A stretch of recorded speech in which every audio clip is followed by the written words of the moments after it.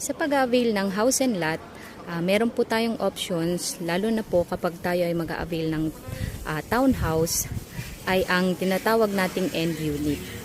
So, ang end unit ay ito po, katulad nito, ayan, itong unit na ito, dahil po meron siyang bakante dito sa gitna.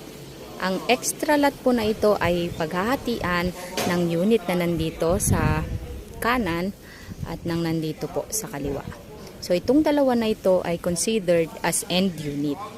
So dahil may extra lot po ito sa gitna, meron po tayong options para ma-expand po or ma-maximize ang ating extra lot sa ating gilid.